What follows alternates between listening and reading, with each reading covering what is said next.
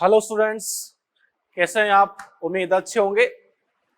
तो बच्चों, बात हम यहाँ पे कर रहे थे बायोमोलिक्यूल के अंतिम पड़ाव के बारे में कि किस तरीके से जो एंजाइम है वो अपना काम करते हैं और एंजाइम का नोमेनक्लेचर कैसे किया गया है, एंजाइम का जो क्लासिफिकेशन है वो कैसे किया गया है। बच्चों, आज की इस लेक्चर में अपन बात करेंगे बायोमोलिक्यूल में बच्चों दो तीन जो छोटे छोटे आर्टिकल्स है जो बचे हुए हैं अपने, जैसे प्राथमिक उपापचय क्या है, द्वितीयक उपापचय क्या है, इनकी बच्चों हम बात करेंगे। फिर बच्चों हम लोग यहाँ पे क्वेश्चंस के बारे में डिस्कशन करेंगे। जो क्वेश्चन टिपिकल है, जहां बच्चों को अक्सर दिक्कत आती है, जो कॉन्सेप्चुअल है, वो बच्चों अपन यहाँ पे करेंगे। फिर भी अगर कोई बच्चों क्वेश्चन में आपको दिक्कत आए तो बच्चों वो डाउट काउंटर पे आप इजीली पूछ सकते हो, कहीं कोई दिक्कत नहीं है। आपको जिस क्वेश्चन में डाउट हो वो बच्चों आप क्वेश्चन पूछ सकते हैं, उसका जवाब आपको जल्दी ही मिल जाएगा। ठीक है, चलिए देखते हैं।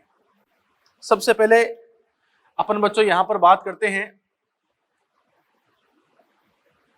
एक बच्चों यहां पे हुआ करता है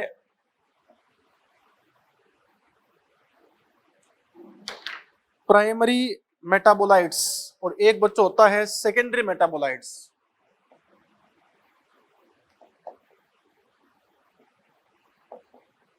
primary metabolites and secondary metabolites. प्राथमिक उपापचयज तथा द्वितीयक उपापचयज, ये दो बच्चों यहां पे होते हैं। एक तो है प्राइमरी मेटाबोलाइट्स, एक बच्चों यहां पर क्या है, सेकेंडरी मेटाबोलाइट्स है। बच्चों सुनना बड़े ध्यान से। जैसे उपापचय क्रिया जो होती है बच्चों, सारा खेल उपापचय क्रिया का है। सारा बच्चों यहाँ पर खेल ही किसका है, उपापचय क्रिया का है, मेटाबॉलिक रिएक्शंस का है। हम बच्चों यहाँ पर ये कह सकते हैं कि कुछ ऐसे अणु होते हैं, कुछ ऐसे मॉलिक्यूल होते हैं जो सभी जीवों के अंदर उपापचय क्रियाओं में प्रयुक्त होते हैं। उन्हें बच्चों हम लोग बोलते हैं प्राइमरी मेटाबोलाइट्स। तो प्राइमरी मेटाबोलाइट्स क्या होते हैं? ऐसे मॉलिक्यूल जो सभी जीवों में काम आते हैं, जो सभी जीवों में उपापचय क्रिया में भाग लेते हैं। तो अपन यहाँ पे कह सकते हैं प्राइमरी मेटाबोलाइट्स के बारे में। ये बच्चों क्या है, ये यहाँ पे होते हैं ऐसे मॉलिक्यूल्स जो सभी जीवों में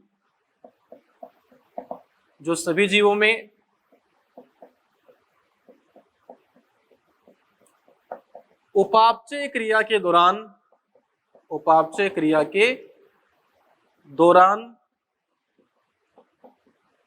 प्रयुक्त होते हैं। वो बच्चों क्या होते हैं, वो होते हैं प्राइमरी मेटाबोलाइट्स। जैसे बच्चों आप यहां कह सकते हो कार्बोहाइड्रेट। बच्चों कार्बोहाइड्रेट, प्रोटीन, ठीक है, न्यूक्लिक एसिड वगैरह, लिपिड वगैरह। तो बच्चों ये सब जो है वो सभी जीवों में होते हैं। ये बच्चों सभी जीवों में उपापचय क्रियाओं के दौरान बनते हैं या फिर काम में आते हैं। ये उपापचय क्रिया में प्रयुक्त होते हैं, बनते भी है, काम में भी आते हैं, दोनों बातें होती है। एक बच्चों यहाँ पे सेकेंडरी मेटाबोलाइट्स है। सेकेंडरी मेटाबोलाइट्स क्या होगा, हम कह सकते हैं ये बच्चों आप कह सकते हो विशिष्ट जीवों में विशिष्ट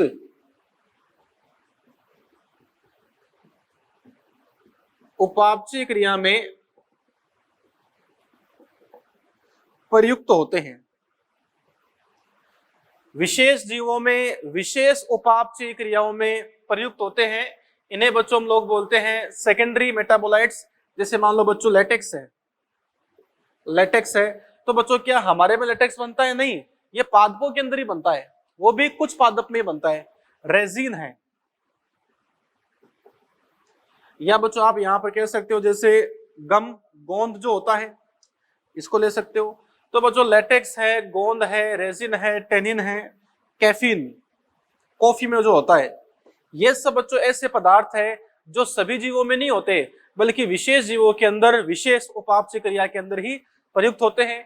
इन्हें बच्चों हम लोग बोलते हैं सेकेंडरी मेटाबोलाइट्स। अभी बच्चों मैं आपको आगे और भी एग्जाम्पल बताऊंगा इनके। एक बच्चों बात यहाँ पे करेंगे, ये क्वेश्चन वैसे आपके आता है मॉलिक्यूलर बायोलॉजी में, लेकिन आपके मॉड्यूल में दे रखा है ये क्वेश्चन यहाँ पर, तो आप वो देख लो। सेंट्रल डोगमा सिद्धांत, सेंट्रल डोगमा सिद्धांत। बच्चों सेंट्रल डोगमा सिद्धांत क्या बोलता है कि साहब पहले डीएनए से बनता है आरएनए, और बच्चों आरएनए से क्या बनता है, प्रोटीन।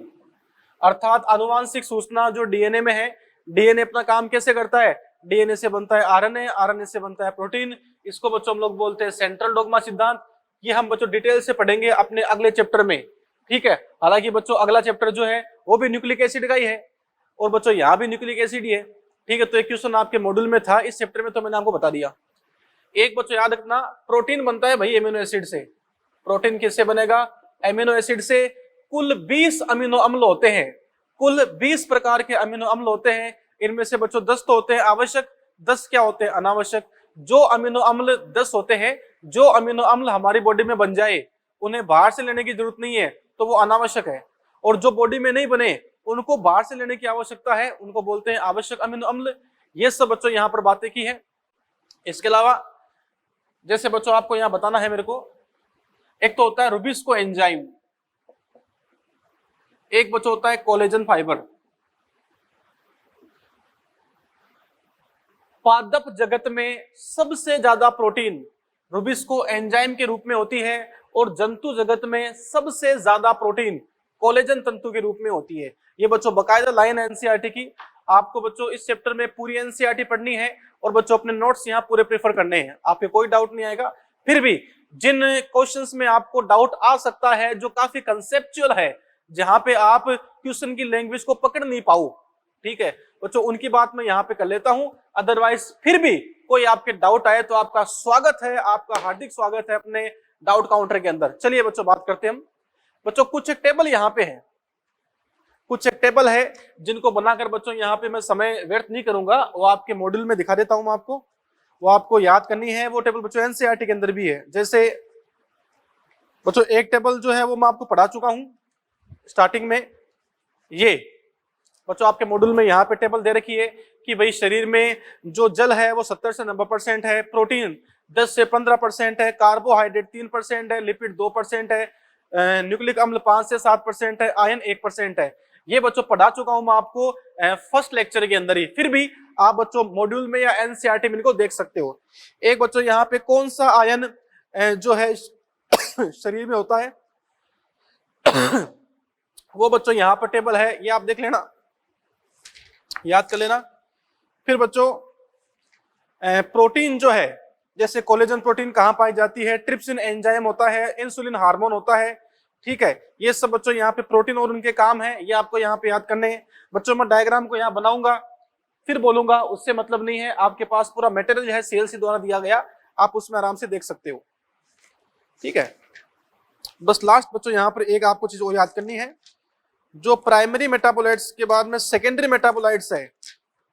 देखो बच्चों ये यहाँ पे है कुछ द्वितीयक उपापचयज, ये बच्चों क्या है, ये यहाँ पे है कुछ द्वितीयक उपापचय वाले टेबल। बच्चों ये भी आपको यहाँ पे याद करनी है, जैसे वर्णक carotenoids, anthocyanin, alkaloid, morphine, codeine, terpenoids जो है, आवश्यक तेल, टॉक्सिन, लेटिंग्स, ये सब बच्चों टेबल आपको याद करनी है। स्पेशली वो टेबल जो मैंने आपको बनवाई थी, और ये द्वितीयक उपापचयज की टेबल आपको याद करनी है, बाकी भी आप याद कर सकते हो। चलिए अब बच्चों इनके बाद में चलते हैं अपन आगे की तरफ। वो क्वेश्चंस जिनमें आपको डाउट हो सकते हैं वो बच्चों अपन यहां पर देखेंगे।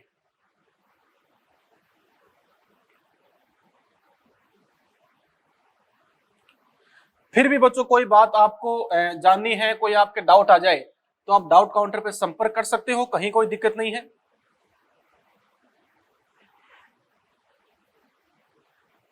हाँ जी बच्चों बात शुरू करते हैं।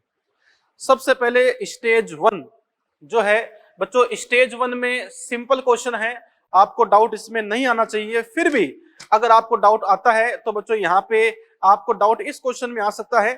स्टेज फर्स्ट में जो बच्चों क्वेश्चन नंबर 13 है,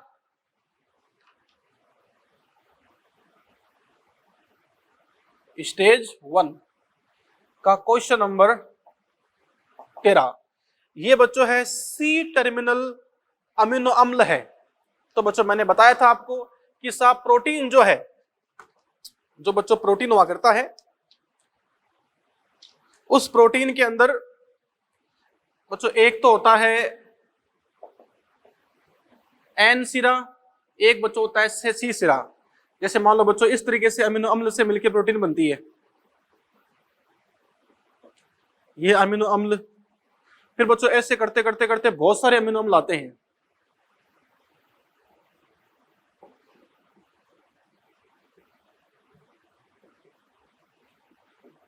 ये बच्चों मैंने बताया था आपको वैसे जब हमने बात की थी, फिर भी आप देख लो। देखो बच्चों इस प्रोटीन की श्रृंखला में इस तरफ जो पहला अमीनो अम्ल होता है उसको तो आता है एन सिरा, क्योंकि यहाँ पे NH2 है। और प्रोटीन की श्रृंखला में जो लास्ट में अमीनो अम्ल आता है बच्चों उसमें क्या आता है COH समूह, उसको बच्चों बोलते हैं सी सिरा। तो देखो बच्चों क्वेश्चन नंबर 12 और 13, एन टर्मिनल कौन सा है प्रोटीन के अंदर, पहला अमीनो अम्ल, और सी टर्मिनल कौन सा है, ये बच्चों यहाँ पे है सी टर्मिनल, ये है प्रोटीन का अंतिम अमीनो अम्ल। ओके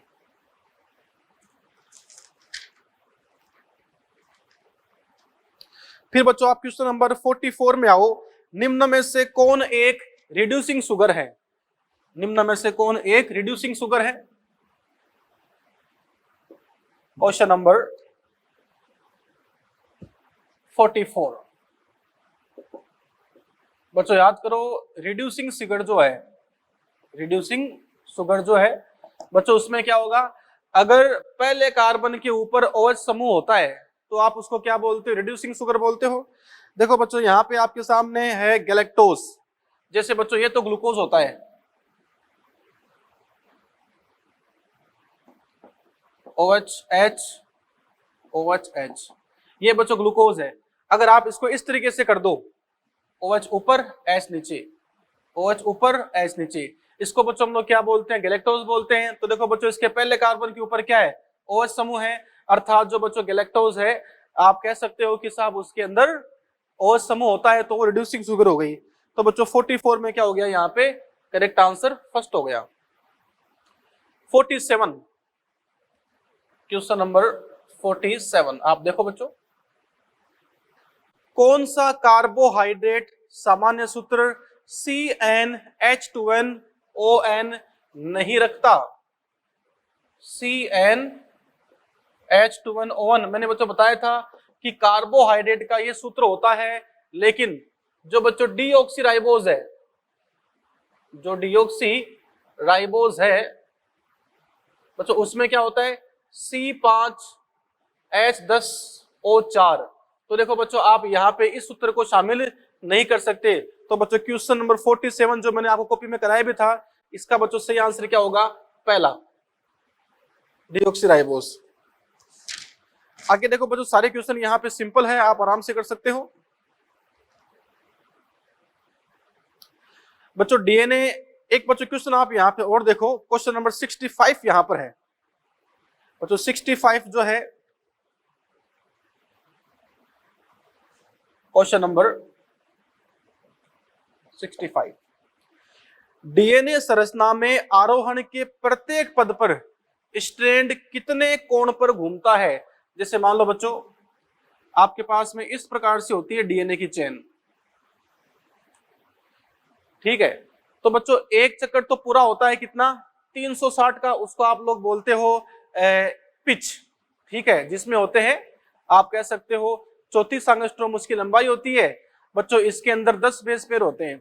ये बोल रहा है कि डीएनए संरचना में आरोहण के प्रत्येक पद पर, जैसे मान लो बच्चों जो डीएनए की चेन है, तो बच्चों डीएनए की चेन में ये एंगल कितने का होता है, ये बच्चों होता है 36 डिग्री का, ये आप याद कर लेना।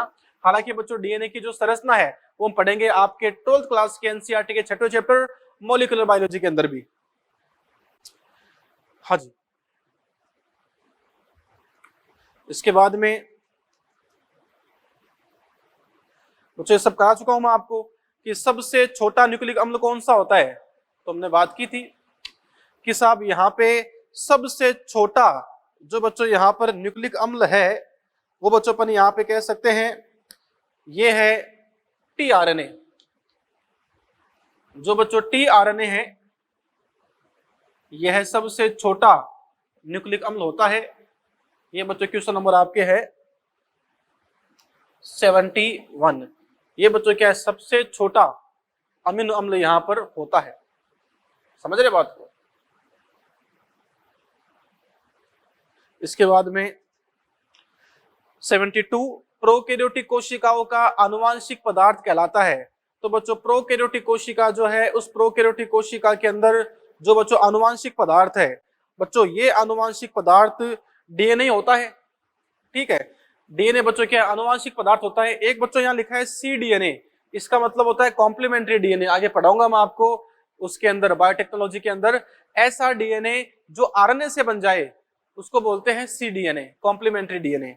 ठीक है बच्चों, बाकी हर कोशिका में आप कह सकते हो, प्रोकैरियोटिक कोशिका में आनुवांशिक पदार्थ क्या होता है, डीएनए होता है। अब बच्चों स्टेज सेकंड, इसमें आओ। इसमें बच्चों काफी क्वेश्चन आप देख सकते हो, कॉन्सेप्चुअल ज्यादा है।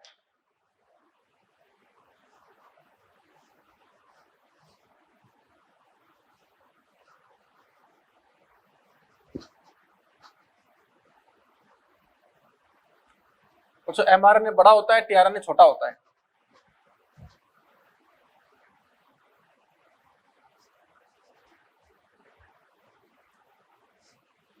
हाँ जी,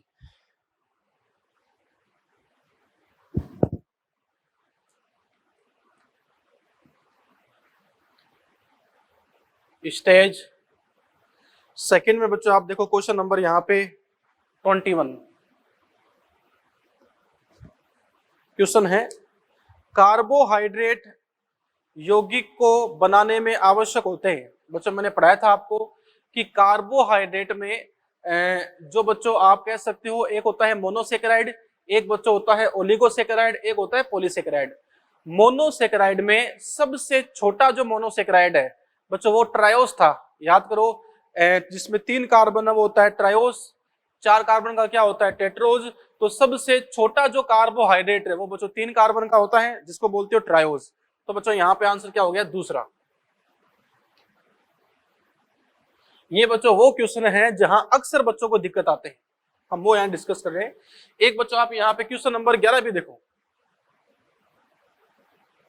क्वेश्चन नंबर 11 ये क्या है, सेल्यूलोज की एकलक इकाई होती है। देखो बच्चों सेल्यूलोज में क्या होता है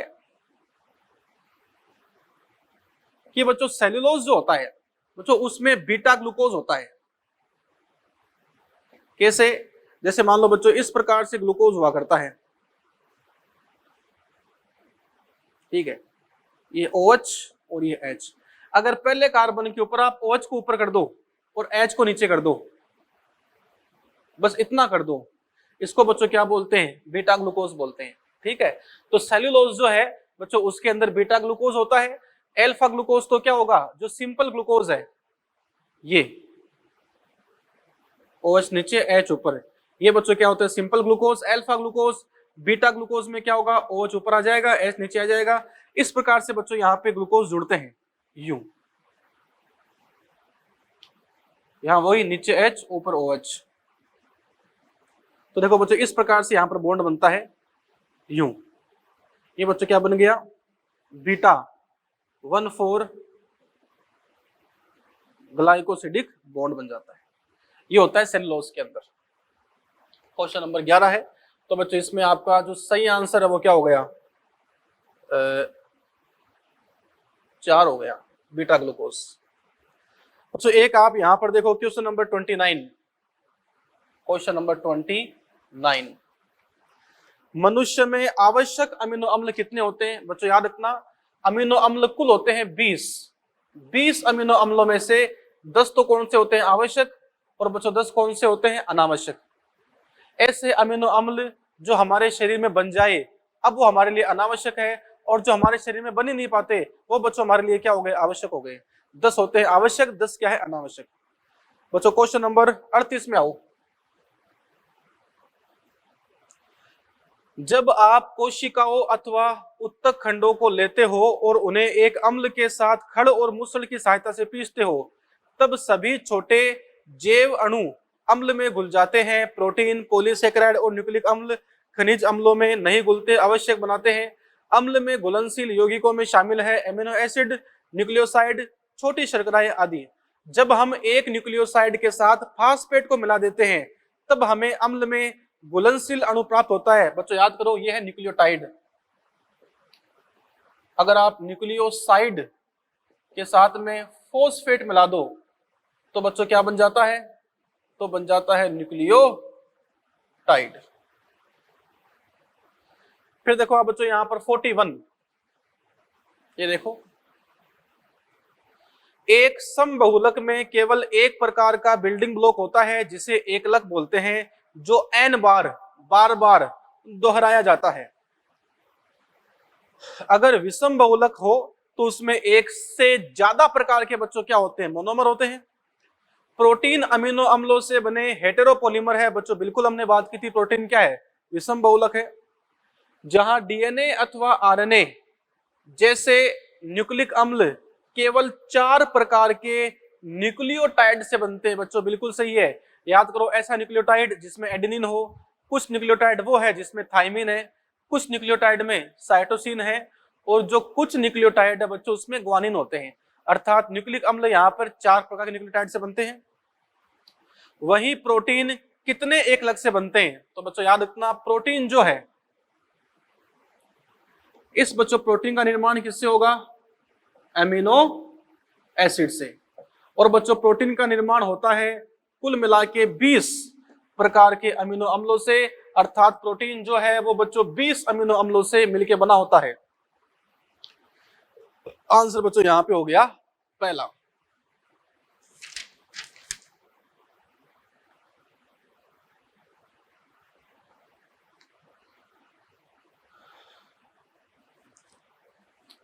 बच्चों एक आप यहां पर और देखो, ये ठीक क्वेश्चन है, क्वेश्चन नंबर 44। एक ग्लाइकोजन अणु में सिरों की संख्या कितनी होगी? बच्चों ग्लाइकोजन की बात की थी अपन ने। ग्लाइकोजन, बच्चों ग्लाइकोजन जो है वो आपके पास में कह सकते हो एक ऐसा अणु है, एक ऐसा बच्चों पॉलीसेकेराइड है। कौन? ग्लाइकोजन। बच्चों ग्लाइकोजन जो है वो एक ऐसा पॉलीसेकेराइड है जो कैसा होता है? जो शाखित होता है। ठीक है, इस प्रकार से, जैसे मान लो बच्चों ये ग्लाइकोजन है। बच्चों डायग्राम बनाया था इसमें अपने, हमने क्या कहा था? इसमें 16 और 14 दोनों प्रकार के ग्लाइकोसिडिक बंध होते हैं। तो एक ग्लाइकोजन अणु में सिरों की संख्या कितनी होगी? शाखाओं की संख्या प्लस 1 के बराबर, शाखा बिंदुओं की संख्या के बराबर 1 या 2, एक बाई ओर और एक दाई ओर। सुनना बड़े ध्यान से बच्चों, जरा गौर से देखो डायग्राम को। आपके सामने बच्चों यहाँ पर क्या है? ग्लाइकोजन है। और ग्लाइकोजन बच्चों जो यहाँ पर होता है, स्पेशली ग्लाइकोजन की बात अगर मैं यहाँ पे करना चाहूं तो बच्चों ग्लाइकोजन के अंदर हम कह सकते हैं कि साहब यहाँ पर शाखाएं पाई जाती है। ठीक है, शाखाओं की संख्या, जैसे मान लो बच्चों यहाँ पर इसने क्या बोला, कितनी संख्या होगी सिरों की संख्या? तो 1 2 3 4 5। बच्चों यहाँ पर 5 सिरे हो गए, 1 2 3 4 और 5। अब बताओ बच्चों यहाँ पर शाखा कितनी है? एक तो खुद ही हो गई मुख्य शाखा, 1 2 3 4, 4 शाखा है। कुल सिरे कितने हो गए? 5। तो 4 + 1 कर दो। अर्थात हम कह सकते हैं कि साहब कुल शाखाओं की संख्या के 1 बराबर होता है। तो बच्चों 44 में क्या आ गया? 1 आ गया। हाँ जी, एक बच्चों आप 45 भी लगे हाथ देख लो। 45 क्या है कि प्रोटीन की श्रृंखला में कितने सिरे होंगे? बच्चों प्रोटीन की जो श्रृंखला होती है उसमें 2 ही तो सिरे होते हैं, N सिरा और C सिरा। एक बच्चों आप यहाँ पे 48 भी देख लो। बच्चों 47 देखो, 47 यहाँ पर क्या है? झिल्ली में पाए जाने वाला वह प्रोटीन के समान कार्य नहीं करता। बच्चों याद करो, झिल्ली में पाई जाने वाली प्रोटीन के समान कार्य नहीं करती। ग्राही के समान, वाहक के समान, एंजाइम ऊर्जा परिवर्तक के समान और सहकारक के समान। बच्चों बिल्कुल देखो, झिल्ली जो है बच्चों अपनी कोशिका झिल्ली जो होती है, इस बच्चों कोशिका झिल्ली की अगर आप बात करो तो साहब इस कोशिका झिल्ली में हम यहाँ पे कह सकते हैं जो बच्चों ग्राही होते हैं वह कोशिका झिल्ली में पाए जाने वाली प्रोटीन ग्राही के समान कार्य, एक मिनट रुको बच्चों, कोशिका झिल्ली की बात यहाँ पर कर रहा है ये।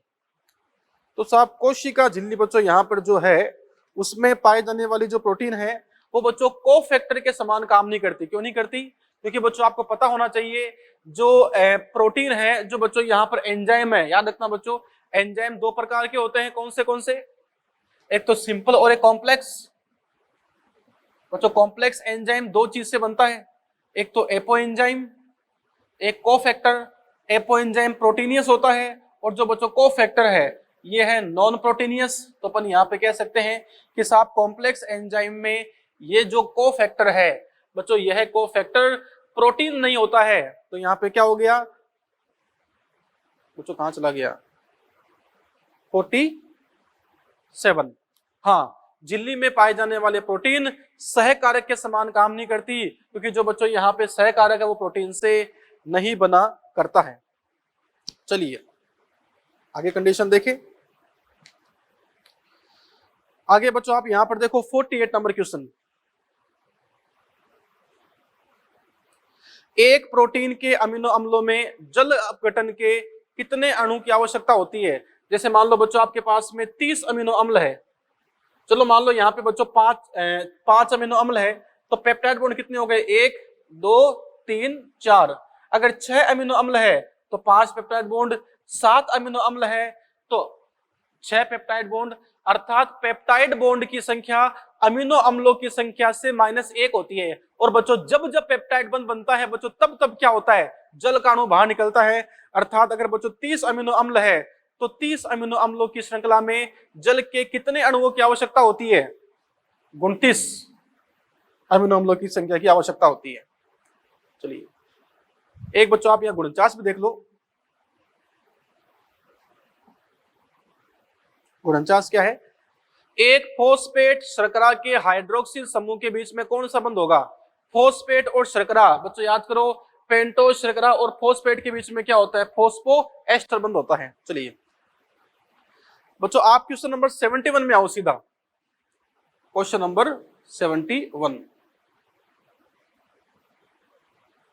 बच्चों 71 क्या है?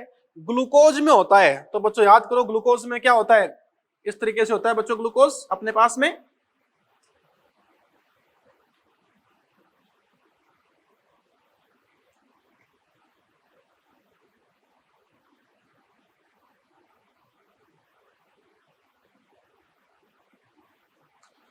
देखो बच्चों ग्लूकोज में एक तो होता है CHO समूह और बच्चों यहाँ बहुत सारे क्या होते हैं? OH समूह पाए जाते हैं।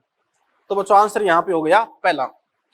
एक बच्चों आप यहाँ पर 81 नंबर क्वेश्चन देखो, जो भी बताया था मैंने आपको। ये बच्चों पढ़ेंगे हम मूलतः अगले चैप्टर में मॉलिक्यूलर बायोलॉजी में। जो आपका अगला लेक्चर होगा जो मैं कल पढ़ाऊंगा आपको वो ये पढ़ाऊंगा। डीएनए से आरएनए बनना, आरएनए से प्रोटीन बनना, इसे बच्चों क्या बोलते हैं? इसको हम बोलते हैं सेल्टल डोग्मा सिद्धांत। इसको दिया था क्रिक ने।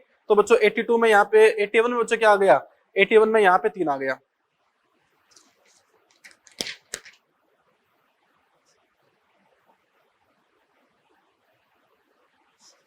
चलो एक बच्चों आप यहाँ 83 भी देख लो भाई।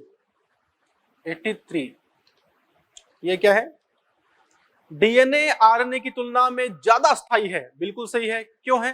देखो बच्चों ये भी हम बात करेंगे अगले चैप्टर में। बच्चों फिर भी आप यहाँ पर देख लो। एक्चुअली बच्चों क्या है कि न्यूक्लिक अम्ल आपके दो जगह पर है। एक तो है बायोमोलिक्यूल में, वो शॉर्ट में है। एक बच्चों न्यूक्लिक अम्ल डिटेल से है मॉलिक्यूलर बायोलॉजी में, वो डिटेल से है। फिर भी आप देख लो कोई दिक्कत नहीं है। डीएनए आरएनए की तुलना में ज्यादा स्थायी क्यों है? डीएनए डबल स्टैंडर्ड है। बिल्कुल सही बात है बच्चों। डीएनए में 2 चेन पाई जाती है, दोनों के बीच में क्या होते हैं? डबल बॉन्ड या ट्रिपल बॉन्ड होते हैं, ज्यादा स्थायी हो गया। डीएनए के 2 संपूरक सूत्र अपनी मरम्मत की प्रक्रिया द्वारा परिवर्तन का विरोध करते हैं। देखो बच्चों यहां पर क्या बोल रहा है? ये किसका विरोध कर रहा है? डीएनए के 2 संपूरक सूत्र अपनी मरम्मत की प्रक्रिया द्वारा परिवर्तन का विरोध करते हैं। बच्चों बिल्कुल सही है। बच्चों डीएनए में 2 चेन है और बच्चों दोनों चेन जो है वो एक तो कैसी होती है? 3 से 5, एक बच्चों क्या होती है? 5 से 3। ठीक है। तो बच्चों 3 से 5 वाली के सामने क्या होता है, अगर आप दोनों चेन को अलग अलग कर दो तो बच्चों इसके सामने दूसरी बन जाती है, इसके सामने ये बन जाती है। अगर ये 3 से 5 है तो सामने क्या बना लेगी, 5 से 3। अगर बच्चों ये 3 से 5 है तो सामने क्या बना लेगी, 5 से 3। तो अपन कह सकते हैं एक श्रृंखला दूसरी श्रृंखला की रिपेयरिंग कर सकती है। तो बच्चों यहाँ पे दोनों सही है, 83 में आपका तीसरा आ गया। बच्चों स्टेज 3, ये थोड़ा ज्यादा बच्चों यहाँ पर कॉन्सेप्चुअल है। स्टेज 3 की बात अपन यहाँ पे करें।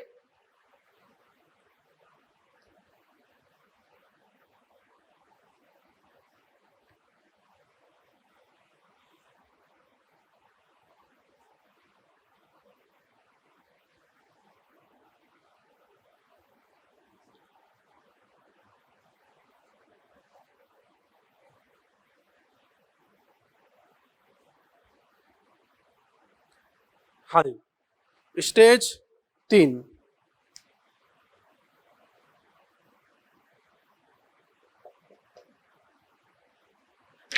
बच्चों स्टेज 3 यहां पर जो है उसमें आप सबसे पहले देखो क्वेश्चन नंबर 16।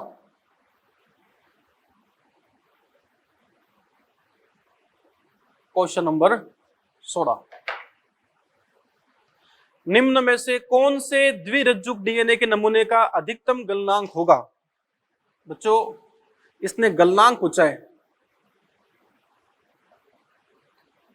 तो याद करो बच्चों, अगर डीएनए में डबल बॉन्ड है और बच्चों एक होती है ट्रिपल बॉन्ड, ट्रिपल बॉन्ड अगर ज्यादा होते हैं तो ट्रिपल बॉन्ड को तोड़ने के लिए ज्यादा ऊर्जा की आवश्यकता है, ज्यादा गलनांक होगा। तो बच्चों याद रखना, A double bond T, C triple bond G. DNA में जो एटी होता है उनके बीच में 2 बंध होते हैं, जबकि सीजी के बीच में 3 बंध हुआ करते हैं। अतः बच्चों इनको तोड़ने के लिए ज्यादा गलनांक की आवश्यकता होगी।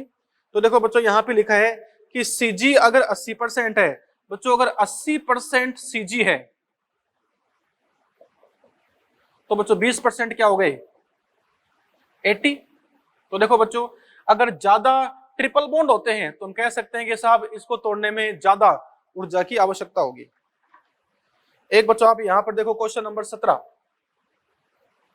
क्वेश्चन नंबर 17 ये क्या है, यदि डबल स्टैंडर्ड डीएनए में एजी बट्टा टीसी ये है तो एजी बट्टा टीसी क्या होगा, देखते हैं। एक डबल स्टैंडर्ड डीएनए की एक रज्जु में 2 चेन है, एक रज्जु में एडेनिन प्लस ग्वानिन,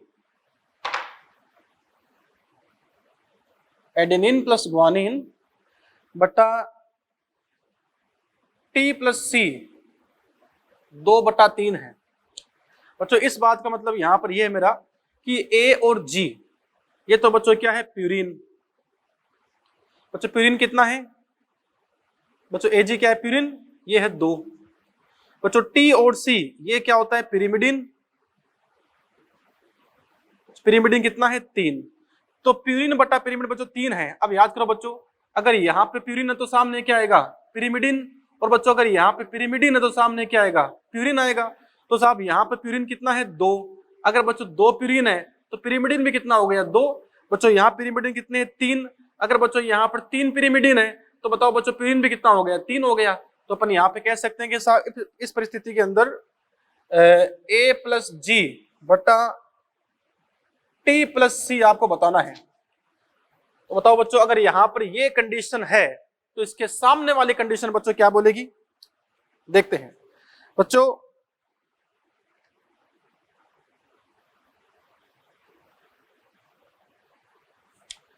ये बोल रहा है कि साहब एक रज्जू में एजी टीसी कितना है बच्चों, 2/3 है। अगर यहां पर एजी और टीसी बच्चों 2/3 है तो बच्चों याद करो इसका जो कॉम्प्लीमेंट्री हो गया, इसका बच्चों मैंने पढ़ाया था आपको कि प्यूरिन की संख्या जो है वो बच्चों पिरिमिडिन के बराबर होती है और पिरिमिडिन की संख्या होती है प्यूरिन के बराबर। बात समझ रहे हो। तो बच्चों अगर यहाँ पर प्यूरिन और पिरिमिडिन का अनुपात जो है वो 2/3 है तो बच्चों यहाँ पर भी क्या होगा, ये इसकी समानांतर है। बच्चों प्यूरिन बटा पिरिमिडिन का अनुपात कितना हो गया बच्चों, वो यहाँ पे हो गया आपके 2/3 हो गया। तो हम कह सकते हैं कि साहब अगले वाले में एजी बट्टा टीसी का अनुपात क्या है, तो बच्चों क्या हो गया, Ag बटा Tc, वही इसका उल्टा हो गया, प्रति समानांतर है 3/2। समझ रहे बात को।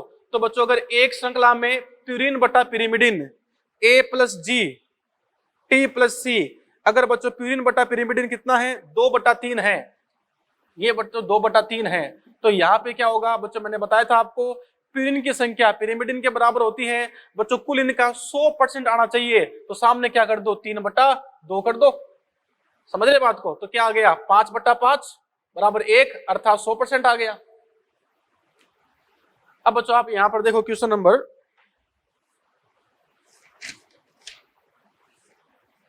49।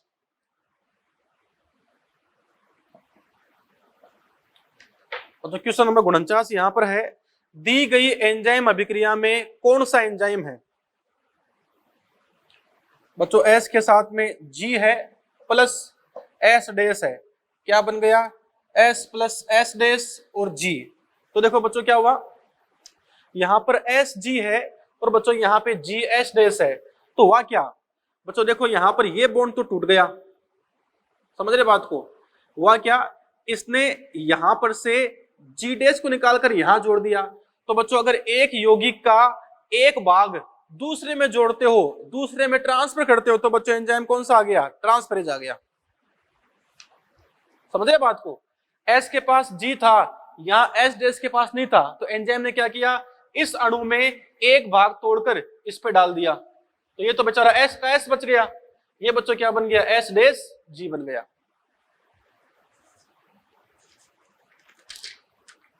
हाँ बच्चों इसके बाद में अगली यहाँ पर जो अपनी स्टेज है वो है स्टेज 4th। ये बच्चों कॉम्पिटिटिव एग्जाम वाली स्टेज है, और बच्चों कंपटीशन में जो भी एग्जाम में क्वेश्चन आए हुए हैं वो बच्चों हम लोग आपको यूट्यूब पर डाल चुके हैं, आप यूट्यूब पे जाके लगा देना CLC previous year question paper. तो बच्चों बकायदा वहां पे आपके पास में बहुत सारे जो क्वेश्चन पेपर है उनका सॉल्यूशन मिलेगा बच्चों, उसमें जो बायोमोलिक्यूल है वो भी आपको वहां पर मिल जाएगा, ठीक है, ओके।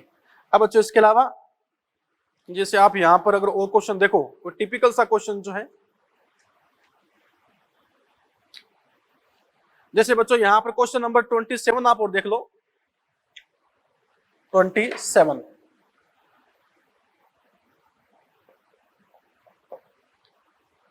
अरेकिडोनिक अम्ल का सही सूत्र है बच्चों, अरेकिडोनिक में क्या होता है, 20 कार्बन होते हैं। देख लो बच्चों 20 कार्बन किसमें है, तीसरे ऑप्शन में है, यहां पर कुल मिला के 20 कार्बन है, तो आंसर तीसरा हो गया। एक बच्चों आप क्वेश्चन नंबर 23 भी देख लो, लगे हाथ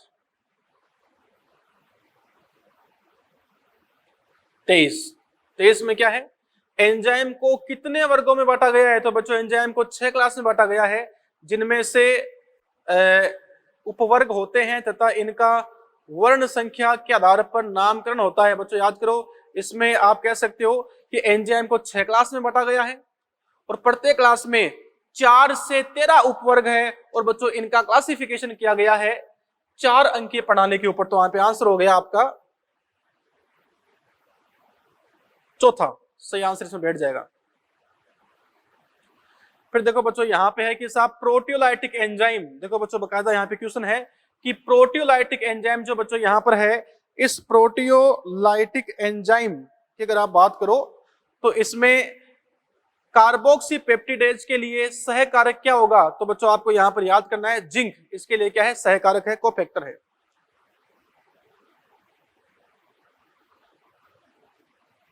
ओके तो प्यारे बच्चों इस प्रकार से हमने बात की बायोमोलिक्यूल के अंदर।